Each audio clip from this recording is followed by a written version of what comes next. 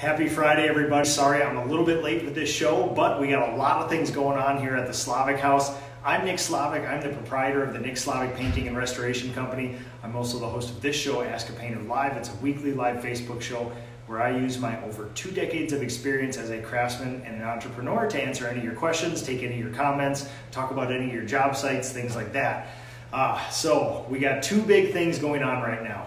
COVID is slowly shutting down large parts of the world, and the Slavikhaus is almost done. These things are coinciding where I have a little bit of free time to move into my house. Maybe I'll do the walkthrough first on the Slavikhaus, give you guys an update, and then we'll talk about how this is affecting my business and things like that. So this room is a very special room. This is the war room for you. For those of you who haven't seen this in a while, this is about a 15 by 26 room. This is technically the size of like a 3rd garage stall. We finished it off. The war room is the place where my entire company meets every single every single Monday at 8 a.m. first thing. We have a set plan, a set agenda. I cover some very specific things. We remind each other of core values, and it's a time for the company to come together. We sort of create this family atmosphere where people can learn, and we foster and inspire each other. Obviously, that's not going on now for a while. We postponed them, but my friend and master craftsman, Scott Yeager of Yeager Homes, is on the final stretches of putting this room together. And what you're gonna see here is a long kind of conference room idea, but it's gonna be my main office too. I don't necessarily need a showroom, but it's gonna showcase what my company does too. So on this far end over here, behind that room is the mechanical room. It's got all the mechanical stuff of the house. Those outlets up there are for a massive TV. There's a 75-inch HD TV that's going to go on the wall there. That's going to not only project metrics for the company and numbers and things and profitability and jobs waiting and things like that. It's also going to be the big place where, you know, when we broadcast things for our meetings, we often go through our Google Drive and show pictures of job sites, teach people things. It's all going to be up there. Over here, what you see is a 100-year-old entry door that I restored. I also had my friend Mark Johnston put a Dutchman in because somebody put a pry bar in it and broke a piece of the door off. So he patched it with a piece of mahogany I had laying around. Fully restored, oil varnished. Scotty hung it, made it good again. I took the glass out because eventually the glass got replaced with just a crappy piece of newer glass. So I'm going to try to find that old wavy and seedy glass in there. And then I'm going to try to collaborate with somebody to do some either gold leafing or sign writing on there for our logos for my company. We have a flat steel door that's going to go here. We may hang something on it, we may not. I want it to be nondescript. In this room, you're going to see a lot of cool stuff. I wish you guys could be here to see this stuff. Scott is an insanely good craftsman, and I've never had the pleasure of working behind somebody with such tight joints and things like that. And he actually had a really easy time, as easy as this can be in here, because it's all new stock. I punished him and the rest of the Slavikhaus by having all this old restored kind of stuff. So nothing fit, nothing was standardized, and he had to fit it all together. This stuff he put together in about 3 days, 4 days, give or take. The last thing he has to do is put some stools on here like this, but otherwise, I mean, look at this. This is a guy who not only finished sands his wood, but sands these to where you can't even feel the joint in between there. He's making stock like this for me. We used a bunch of stock components as well, but he ties it all together. Like, look at this stuff. It's just beautiful. Also, the last little feature is sort of it's not really like a trick or a hack or something, but it's a piece of molding. Let me see if I can find one for you. It's a piece of molding that almost nobody uses. That's sort of like a little secret of mine when I do home projects. This stuff, this stuff is called picture rail. In historic homes, what you normally do is put this stuff on the plaster, and you can see how there's that little rounded piece on top. Instead of putting nails and screws into plaster, what you would actually do is put a hook over the top of this piece here, and then a wire that comes down to the picture, so you wouldn't actually have to drill a hole. I did that feature in my entire house. I love the look. And now, what I did in my other house, you guys might remember it from it, I bisected this header here, and I went all the way around the room like that. Now, the problem is, if you can see some of this stuff, monstrous windows, new doors. They don't necessarily connect, so Scott had the genius idea of going up top with it. And they also did that traditionally as well, where they put it up near the top, and it sort of acts like a crown molding, but you can still slip a hook over the top of it and hang a picture from a brass rail. Now this, again, that entails no screwing nails, screws or nails into your walls. In this case, it's all drywall, but you can tell we stepped it off about 3/4 inch from the ceiling. That'll be enameled just like the rest of the stuff with Benjamin Moore Scuffex. All this paneling, I'm gonna massage starting next week, and we're gonna do that beautiful, lustrous, silky Benjamin Moore Scuffex satin. You can see that nice wall of paneling right there.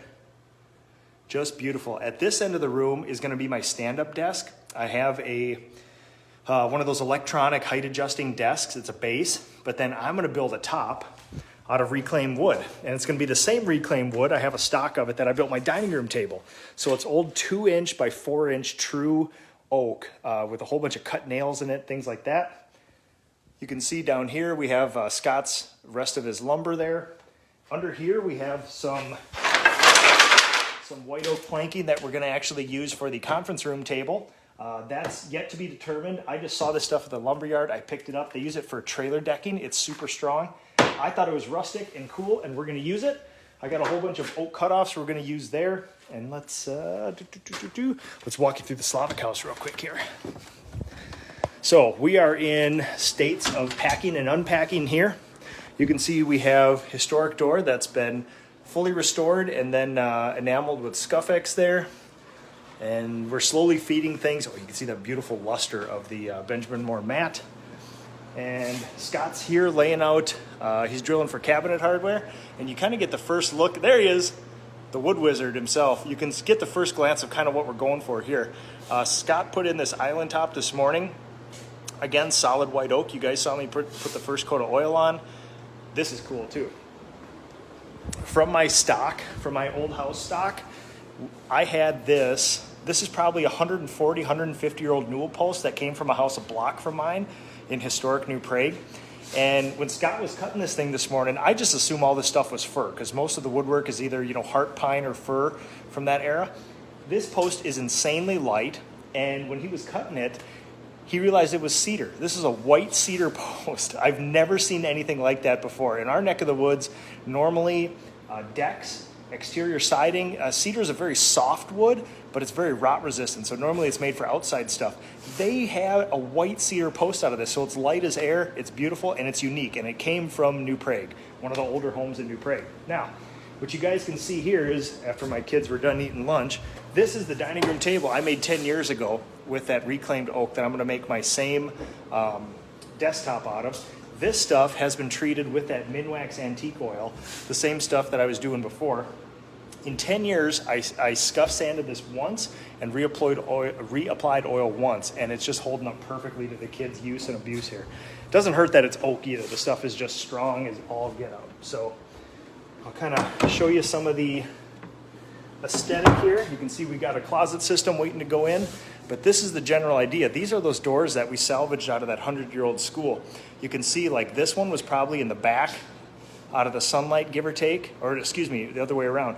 This one, this lighter one, was probably in the back of the school in a closet. This one was probably full sun exposure. You can see how they age differently. Same building, same supplier, everything.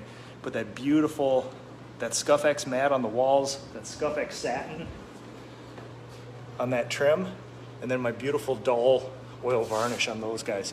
I think it's a really good look. Normally I don't like mixing finishes, but to me, that's cool, and it preserves a little bit of that history.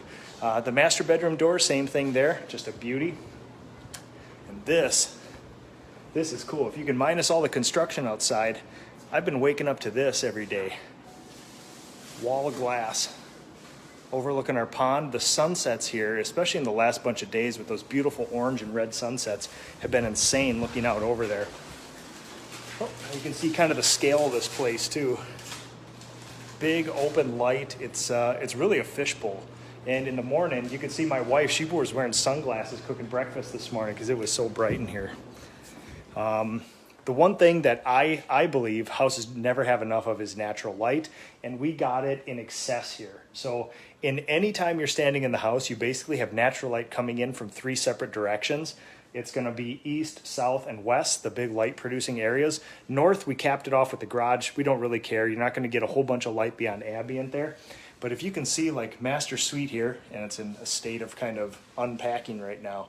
Big, beautiful light. Everything is light reflective. Everything is bright, and man, it's just the light that comes through here.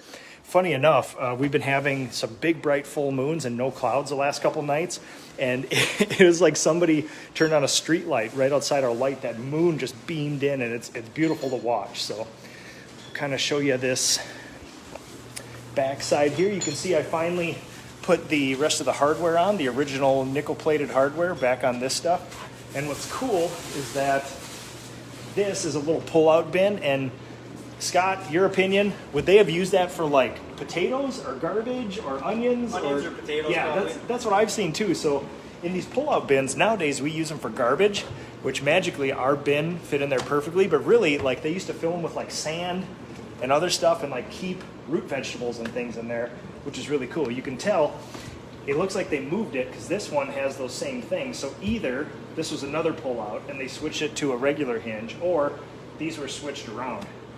But it's interesting, they got the little turnbuckle on here because somebody retrofitted this guy. But fun to see. Sorry, I'm standing in Scott's way here. So so we're going to order some new hardware for this guy down here. This was some 1960s hardware they replaced, so we're going to get rid of that and put in some new stuff.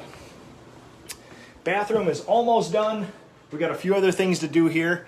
The rest of the vanity drawers have to be cut down. There we go. Because we got this super cool sink. We retrofitted my old dresser into this. Enameled all of that. Other than that, folks, that's about it. We got that beautiful aesthetic right there. So yeah, we're going to work on the big project this weekend is going to be the garage. And then as soon as we're able, this room, I'm going to do the same process to this room as I did the others, and this will basically be my place. So whenever all my painter friends from all over the world come visit, this is going to be our gathering place, and I can't wait. We're going to have a lot of fun. So, all right, we can't go much farther without talking about COVID. So I want to say starting about 3 weeks ago, give or take, it started becoming serious. Everybody kind of knew knew that something was going on. But we really didn't know if it was like, well, this is a seasonal flu, or is this something to worry about? And all of us sort of tentatively just said, you know what, we're going to do what we can until we're stopped. And it's been interesting that the governor of Minnesota here issued a statement about a week ago saying, we're going to have a stay-at-home period. And it's sort of, there's no legal ramifications if you don't, but it was sort of like a strongly worded suggestion that, please, let's all do this. Let's honor the social contract. Let's stay at home, social distancing, so we can flatten this curve and get over it.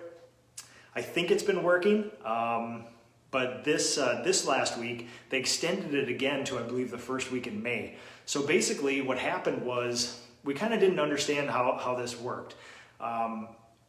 Because we got to the point in my business where I have prepared for this for a long time. And because we are a training company where we get lots of new people in, I have to absorb a lot of financial impacts. And because we've set the company up to that for periods of unprofitability and then profitability, we're sort of set up for this really well. And it was kind of business as usual for us. And I made a sort of list of, here's how I'm going to handle this. This is my decision tree. Number one, does the government legally stop me from operating? And right now, no. We are deemed essential and they're not stopping us. But we also want to be respectful of the social contract. Number two, are my employees willing to work? The answer is yes. Initially, I put out a statement to my company that anybody can stay home if they want and self-quarantine. It'll never be held against you. I respect your wishes to keep your family safe. If I make this decision for you, it's going to be the wrong decision. You must make this decision, and I will stand by everybody. 70% of the company, 65-70% of the company decided to self-quarantine for a period. And that's great. The people who are left, the 6 to 8 people who kept working, they made the best decision for their family. We gave them remote new construction sites with almost nobody there, vacant homes and things like that. So we have the government. The decision tree goes, does the government physically stop me? Do my employees still want to work? And number three, do the clients want us in their house? Any of those factors could shut us down. And I honestly can't control either one of them. I can guarantee that there's work. People have seen my things. I have 6 ways of filling a schedule. And number 1 is revenue generating work, and it goes all the way down to picking up sticks and corn on my farm to keep my people employed, because I love my workforce, and eventually this is going to go back to normal, and I want to retain them and support their families. So basically, between all that stuff, if the government says we can do this, if my employees want to work and people want us to do certain things, I am not... Sorry. I was going to say something very impactful there and my phone decided to fall. So I feel that I can go on with a clear conscience and say, as long as all parties are informed and know what's going on and make an informed decision, I'm good to go. So what we've done too is that predictably about 10 to 15% of my workforce is returning each week. And based on various family situations and things like that, people make a decision to come back or not. And each week I basically issue the same statement to the company, which is we have 2 choices here. You choose to self-quarantine or you return to full-time work. Again, nothing will be held against you. I want you to make the best decision for you, your health, your family, your neighbors, the world, and a bigger thing, but it's your choice. I can't make it for you. If I did, it would not be good for anybody. So that's what we're doing, and we're getting people coming back to work slowly, and we're being very respectful. We're doing things safely, and we're honoring the social contract of, if I feel we were doing something untoward for the general public around us, I would definitely stop. But we are stuck in this middle ground. So we should all say that, at this point, I've shored everything up. My personal life, my business, everything around me, as much as I can. Everything now is externalities, things that I shouldn't worry about, I can't worry about, and I can't control. So I'm just going to let that be, and I will react to whatever's given to me, because you would go quite insane trying to control all that stuff. So now I basically just say, you know what? We've prepared as much as we can. This is just going to be what it's going to be, and we will react. As long as we have work, I will ask my employees if they want to work, and as long as they want to work, we'll keep going. It's been interesting that it's been a very interesting thing as a business owner, navigating all this stuff. Like everybody else, I filed all my paperwork for the Paycheck Protection Program. My people has a lot of questions about unemployment. Some of the stuff's up in the air right now. I wish I could give more guidance. All I can do right now is say, I'm going to do the best I can. One of our core values is discipline equals freedom. I will be even more disciplined now than I normally am to make sure that this company is basically, not shut off during this time. I'm going to go business as usual, virtual estimates, whatever people want, because eventually we're going to have to go out there and do stuff. You cannot shut the entire world economy down for a year, give or take. And some people are going to need things done. So let's see what we got. Ty, what's the floor? It is concrete with in-floor heat, and I did a three-layer epoxy system with a bonding primer and solidifier, and then I did the heavy epoxy, and then I did sort of a hard hat wear layer with the tiniest bit of silica sand in it there, and it's a wonderful, wonderful finish. It's not one I've used before. It's mainly a water-based finish, except for that hard coat on top. Super easy to apply. We did have the floors diamond grinded. And then today, actually, when I put that newel post on the island, I actually had to take a little bit of that epoxy up because we wanted to glue and then put a big sinking screw down into the concrete to support that post. And it took a long time for me to get that epoxy up. I was very pleased with the job that I did on this one because it took a hammer and a chisel and a whole bunch of scraping to get that epoxy off the floor. So it's a great finish. My kids have been trying to abuse it like crazy. They've been dragging furniture. They've been riding their wheeled vehicles in it. And honestly, it's very hard to scratch. It's very hard to scratch. I actually saw this stuff when we visited the Rust-Oleum factory up in Forest Lake, maybe, Minnesota. Hirschfield's brought us up there for a gathering of Minnesota painters. And we went to their lab, and the lab floor was this beautiful solid color epoxy, and it looked beautiful. It felt hard as nails, and I thought, you know what? With all the things you can do to a floor, you could probably save $10,000 to $15,000 by not doing like luxury vinyl plank and just doing something that I can do like that. So that's what I decided to do. And I think it's the right choice. And aesthetically, it adds to this light, bright effect to the house, which is it's a light cream color. It's the same thing here in the war room. And then all the walls and ceilings and trim and cabinets are off-white. And it's just a beautiful, beautiful, clean look like that. So, all right, let's get these. Let's see if we got any more questions. James, thank you very much. Christian, thank you so much. All right, everybody. So my plan for COVID is nothing changes. As a matter of fact, more discipline. We're obviously not having war room meetings. We're trying to social distance, keep people apart. And I'm just taking cues from all the people around me that says, here is a business. I have business. If everybody agrees to go forward and do this business, we will do it. If not, I'm fine with it. But we're stuck in this horrible middle ground, which is business as usual would be the best. A pure legal mandatory government shutdown would be next best. I don't want that, but it would make the decision easier for everybody. We could just say then, okay, we can stop the marketing machine, stop the estimating machine a little bit, let everybody go home. They can file the whatever they need to do to take care of themselves, and I will at least have surety for the business, and I might be able to take a little vacation or a breather. The problem is we're stuck in that weird middle ground where we're sort of limited by people around me. Everybody's like, don't work, but you can. We can't make the choice for you. And then we have to rely on the public. Do you want us to do work for you? We have to rely on our employees. Do you want to work? And then we sort of take all that in the middle. Meanwhile, it's very hard to drum up work. I'm doing estimates at a monstrous clip. I'm probably doing, 6 to 9 a day, give or take. Most of them virtual, which I do mainly all the time. The good thing about this, I will say, like I said, I've shored my business up. For the last 3 years, I've been doing virtual estimates, and it's down to a science. And now, better than ever, I am set up to do that, and it's working wonderfully. Within hours, I'm getting people estimates. So we are stuck in that weird middle part where it is harder to get into private client work, and I don't blame them. At this time, when your kids are home, being homeschooled, both parents are home, you don't necessarily want to take on a home project and have people that you don't know in your house. I understand that. I don't know that I would do the same thing too. I trust all these guys. They've been working on my house for 6 months. We're all good here. We sort of know each other and we've been feeling it all out.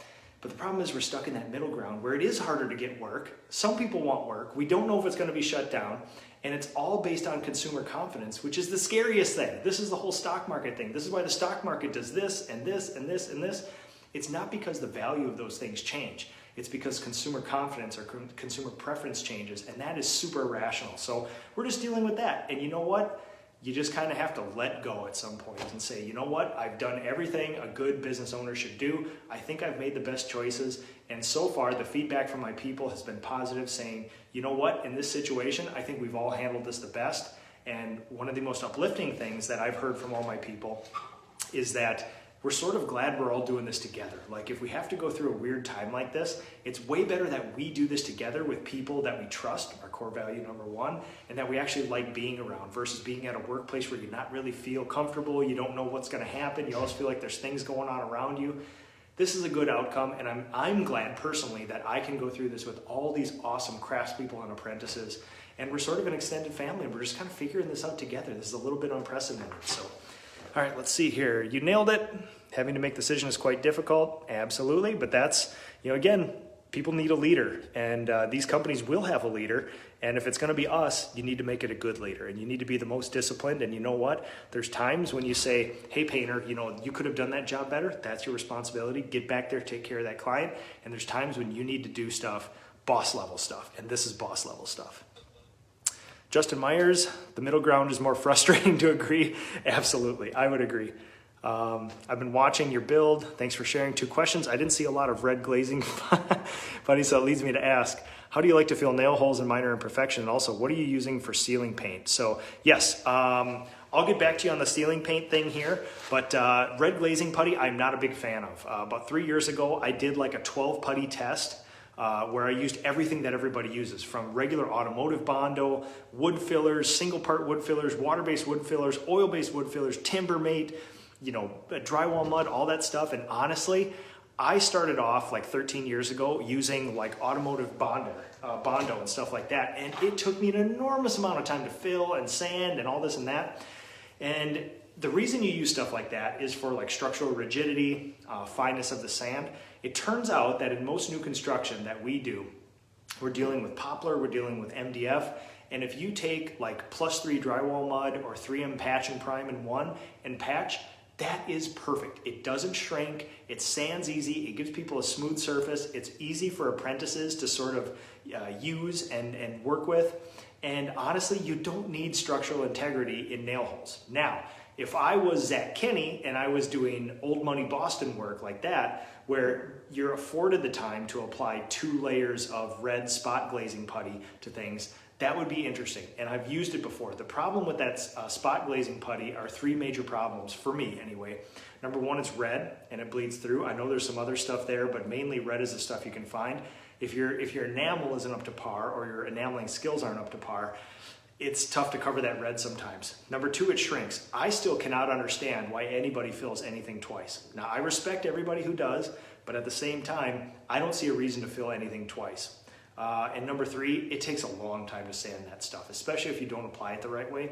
And if you got a bunch of apprentices on a job site and they kind of gloop it and smear it over there, you could be sanding a long time. So those are the main reasons why I don't use that stuff. If on a lot of like nail hole projects and things like that, we'll just use +3 mud that's tinted. We'll use 3M patch and primer. On the stuff that we have to use some wood filler, I usually will use like an Ace Hardware water-based wood filler. It's a 1-part, it's easy to apply, it's not too thick and whatever else. It skims out really easy. It dries in 20 or 30 minutes as long as you don't put it on, a 1/4 inch thick. And it sands really easy, but when it's done, you can almost tap the stuff, it's so hard. So that's one of those little weird things that I found over the years. But yeah, when we don't use the mud, we'll use that wood filler. But honestly, I've not had, nails pop back out. I've not had a lot of things open up. We just haven't had any problems with the +3 or the all-purpose or the 3M patch and primer in one. So yeah. All right, guys, let's see here. All right, I think that's about it. So thanks everybody for getting back to me. Thanks everybody for watching. I appreciate all the interest in this stuff. And if you guys got any questions or comments, you can obviously post them here. I'll check them later.